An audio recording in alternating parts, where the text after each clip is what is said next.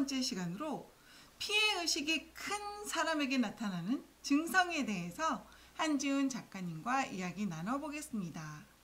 피해의식이라는 거는 본인만 뭐가 잘못되고 나만 뭔가 손해본다 이런 의식을 말씀하시는 건가요? 네, 그렇습니다. 그래서 항상 그런 사람들일수록 여러 가지 증상들이 나타나는데 오늘 그 증상을 빨리 한번 정리해보죠. 제가 이거를 제 블로그에 올려놓으니까 조회수가 폭발을 하더라고요. 아, 모두 자기 자가 진단을 하기 바쁘신 것 같은데 네. 그럼 이 증상들이 모두 한꺼번에 다 나타나야지 그 의식이 피해 의식이 있다는 건가요? 아니면 그 중에 한두 가지만 있어도 피해 의식이 있는 건가요? 상상에 맡기는데요. 네. 본인이 알 거예요. 내가 지금 말해주는 증상들은요, 연관성이 다 있어요. 그래서 왜 우리 고구마를 탁 캐면요, 고구마가 같이 우르르르르 이렇게 쏟아져 나오듯이 고구마 줄기가 쭈르르 딸려오듯이요. 네. 그런 것처럼 하나가 딱 등장하면 다 같이 따라오는 듯한 느낌을 받을 것입니다. 그러니까 제가 몇 개냐 아니냐는 본인 판단에 맡기겠습니다. 하나가 여러 가지를 같은 증상으로 나타날 수도 있다는 것이죠. 그러면 한 가지만 포함이 돼도 피해 의식이 가능성이 있다. 그렇게 보시면 될 것입니다. 네, 알겠습니다. 자, 피해의식이 큰 사람에게 나타나는 첫 번째 증상은요, 항상 나에게 작은 피해를 준 사람들을 떠올리게 되고 우울한 삶을 산다. 이런 거죠. 과거의 나를 금전적으로 혹은 인격적으로 무시했던 사람들을 계속 떠올리게 돼요. 자, 이게 무슨 소리냐면, 내가 어렸을 때는 아마 부모 때문에 내가 이렇게 잘못됐어. 대학 시절에는 대학 선배 때문에, 혹은 학과를 잘못 갔기 때문에, 혹은 직장 생활했을 때는 직장 상사 때문에, 이렇게 계속적으로 나를 계속적으로 실패로 만든 사람들을 떠올리게 됩니다. 네. 그래서 그 남자친구와 헤어졌으면 남자친구 때문에라고 말하고, 여자친구랑 헤어졌는데 여자친구 때문에라고 말합니다. 네. 자, 결과적으로는 이거는 피해의식인데요. 피해의식이 큰 사람은 그런 것들이 다 없더라도 항상 나를 가해했던 가해자 하나를 가공적으로 머릿속에 떠올리고 살아요. 그러니까 모든 잘못을 본인에게서 돌리는 게 아니라 남에게서 찾는. 그렇죠. 남에게서 그 원인을 찾고 그가 나에게 가했던 작은 행동을 침소봉대해서 해석한다는 거죠. 네. 두 번째는 뭐냐면요, 피해의식이 큰 사람은 항상 말수가 적고 약간 삐쳐있는 듯한 얼굴로 무기력한 삶을 살아갑니다. 하지만 네. 만만한 사람이 나타나면 마음대로 미친듯이 말과 행동을 과격하게 표현합니다. 네. 자신이 갑이라고 생각할 때면 마음대로 행동하고요, 자신이 을이라고 생각할 때면 항상 삐쳐있는 듯한 얼굴을 하죠. 네. 어떨 때는 갑자기 기분이 좋아졌다가 어떨 때는 기분이 나빠지는 이상한 증상들을 보이게 됩니다. 아, 롤러코스터 성격 가지고 있겠네요. 네. 세 번째는요, 피해의식은 자신은 피해의식 때문에 제대로 된 삶을 살지 못했기 때문에 나이 든 사람을 만나거나 나에게 조언을 해줄 수 있는 사람, 격식을 갖춰야 될 자리를 싫어하고요. 멋진 이성, 육체적 관계가 아니면 만날 이유가 없다라고 생각을 해요. 위험한 사람이네요. 위험한 사람이죠. 네 번째, 여러 사람들 앞에서 나서서 이야기하는 것을 극도로 부끄러워해요. 부끄러워하거나 그 자리를 굉장히 싫어하거나 입술을 떨거나 그래요. 근데 놀랍게도요, 본인은 그 위치에 올라가서 그렇게 얘기하고 싶어 해요. 아, 갈망은 하는데 그런 게 전혀 안 되는 거예요. 된다. 그런데 이것이 뭐냐면, 그러면서 자기 노력은 하지 않고 맨날 인터넷 웹서핑만 하고 SNS에 쓸데없는 이야기만 올려놓는다는 거예요. 아, 거기서는 활발하게 대화를. 그렇죠. 단지 사람들 사이에서 무대에 못 올라가지만 아무 노력을 안 한다는 거죠. 근데 올라가고 싶어 하기 때문에. 네. 아이러니하죠. 자, 그 다음에 다섯 번째는요, 이런 거죠. 매일 바쁜 듯이 분주하게 매일 움직여요. 몸을 움직여. 그런데요, 회사에 전혀 도움이 안 돼. 핵심적인 업무는 아무것도 못 해요. 그러니까 하지 않아도 될 일만 일만 계속하고 있죠. 상사 눈에는 안 띄는, 전혀 하지 않아도 되는 일은 하는데 사고만 치는 거예요. 본인은 힘들어요. 예, 너무 그러니까 일을 많이 해. 항상 개고생하고 있다라고 말하고 있는 거죠. 아, 안타깝네요.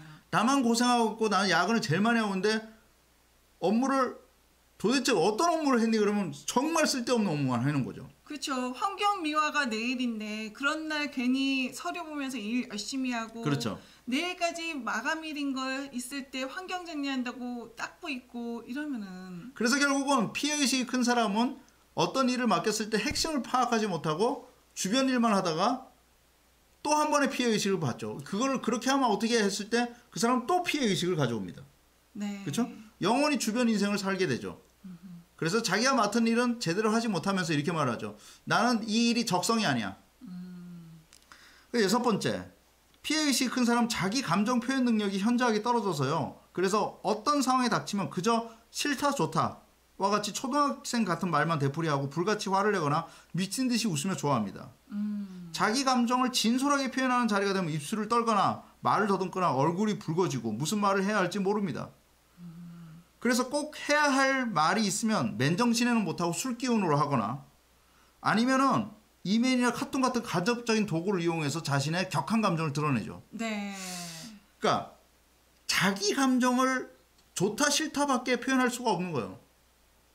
근데 진짜 피해의식이 없는 사람은 그 나이가 되면 자기의 언어를 발달시키죠. 내가 지금 어떤 기분인데 말이야. 어떠어떠하고 어떠어떠했으면 좋겠어. 라고 말하는데 피해의식이 큰 사람은 내가 그래서 어쩌다고 그래 하면서 그것을 받아치지를 못하죠. 왜냐면 피해의식 때문에. 그래서 뭐예요? 가슴속에 쌓아두고 있거나 카톡으로 한꺼번에 문자를 확 보내거나 아니면 이메일로 훅 터트리죠. 혹은 술기운을 이용해서 막말을 하거나. 그러니까 피해의식은 결국은 자신의 언어도 깎아먹게 만드는 거죠. 가까이 하기 싫어지네요. 자, 일곱 번째. 아주 이건 웃기는 건데 그렇게 사는데 신체 어느 부분이 아프지 않은 부분이 없을 수 없겠죠. 그래서 매일 아프다고 호소합니다. 나는 오늘 어디가 아파. 오늘은 아킬레스건이 아프고 내일은 감기에 걸릴 것 같아.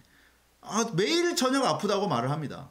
놀랍게도요. 인간은 자기가 하고 싶거나 자기가 진취적일 때 아프지 않아요. 사실.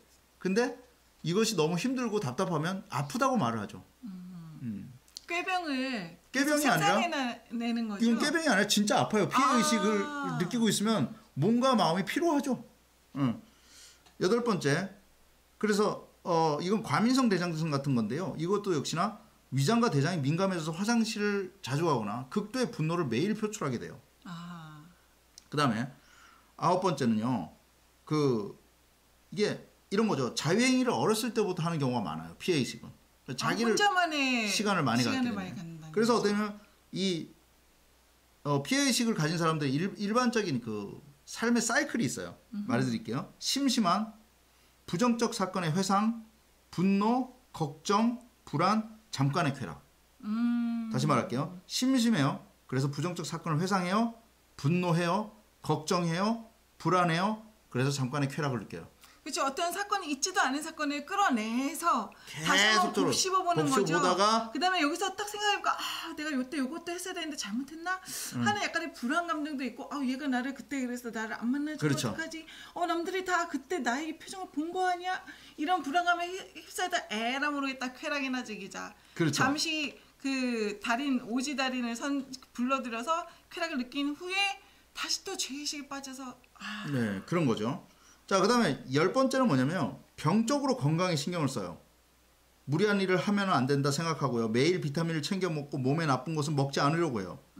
최신 유행하는 옷은 다 사고 싶고요. 고급 자동차를 보면 다 타고 싶고 화장을 진하게 하고 헬스클럽을 다니는데요. 그것은 겉으로 보기에 피해의식이 드러날까 봐 자기 몸이라도 만들자라는 생각을 하게 되는 거죠. 꼭 그래야 되는 건가요? 자, 그 다음에 항상 자신은 피해를 받고 있다고 생각하고 그래서 나는 여행을 한번 가야 되겠다고 생각하지만 여행을 가도요. 진정한 것은 보지 못하고 쇼핑이나 바보 같은 표정으로 사진을 찍어서 SNS에 올리는 게 끝입니다. 그렇죠? 또 하나. 그 다음에 마지막으로요. 피해의식은 부정적 망상으로 가득 차 읽어서 책을 읽을 수가 없어요. 조금이라도 난해한 책을 만나면요. 덮어버리고 말죠. 그렇지만은 책을 읽고 싶어 하는 욕망은 있어요. 읽지 못할 뿐이지. 그래서 책을 항상 사서 다른 용도로 쓰게 되죠. 자, 저는 오늘 마무리를 이렇게 하려고 합니다.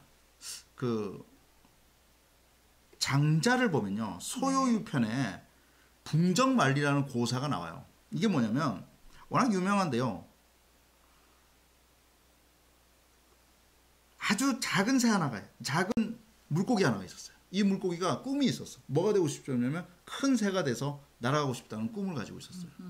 그래서 큰 새가 돼서 날아가는데 수천 년을 큰 물고기가 되고 싶다는 꿈을 가지고 있다가 결국은 큰 물고기가 바로 뭐가 되냐면 큰 새가 돼서 날아가게 되죠. 남쪽으로 날아갑니다. 여기서 말하는 남쪽은 보통 동양고전에서 남쪽은 이상향이에요. 네. 이상향으로 날아갑니다. 근데 한 번 날 때마다 날개 길이가 얼마나 큰지 한 번 날개 지면 구름과 같아서 3천리하고 9만리를 올라가서 6달을 날고 비로소 쉬었다고 그래요. 자, 그럼 그런 거대한 날개짓으로 남쪽으로 날아가고 있는 큰 꿈을 가지고 살아가는데 옆에 있는 작은 새들은 저렇게 살아서 뭐해? 저런 붕새처럼 살아서 뭐해? 고생만 하지 라고 욕합니다. 네. 피해의식이란 자기의 꿈을 잃어버린 작은 새처럼 살아가는 것입니다. 피해의식을 느끼고 있다면 여러분 붕정만리 거대한 비상을 하는 날개짓으로 날아가시기 바랍니다. 피해의식은 나의 작은 문제에 국한해서 현미경과 같은 미세적인 것을 보고 있기 때문입니다. 붕정만리의 꿈을 꾸십시오. 감사합니다. 네, 여러분 오늘은 저희 갈대가 돼보아요. 이렇게 저렇게 유연하게 생각하는 갈대. 야, 지금까지 한지훈의 고단수신학. 저는 서정수. 저는 작가 한지훈이었습니다. 감사합니다. 감사합니다.